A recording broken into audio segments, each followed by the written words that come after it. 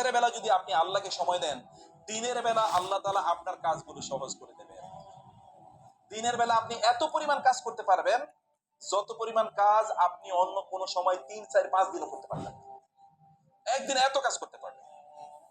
আর রাতের বেলা কাজ করলে, ইবাদত করলে আল্লাহ তাআলা আপনার শরীরটাকে সুস্থ রাখবেন, এবং দিনের বেলা আপনি কাজ করার জন্য অন্তরে কি পাবেন? প্রশান্তি পাবেন। নাশাতা মানে হচ্ছে আপনি উদ্যম পাবেন, অসুস্থ হবেন না, আপনি বরকত পাবেন কাজের মধ্যে। আপনি রাতের ইবাদত কেন করবেন না? আপনি নিজকে কেন সুখ থেকে বঞ্চিত করবেন? জান্নাত থেকে কেন নিজকে বঞ্চিত করবেন? এই যে ভাইয়েরা দেখেন, এই যে সারা দিন রাত কাজ করে, কি জন্য? আপনি চোখটা যদি আজকেই বন্ধ করেন, আপনি কি জান্নাতে যেতে পারবেন? যা করবে তুমিও তাই করবে, তাহলে তোমার আমি এই সম্পদ কেন দেবো? তোমার আমি কেন এই সম্পদ দেবো? এটা তখন আল্লাহ তাআলা আপনাকে দেবেন না। মুরব্বীরা শুনতে পাচ্ছেন?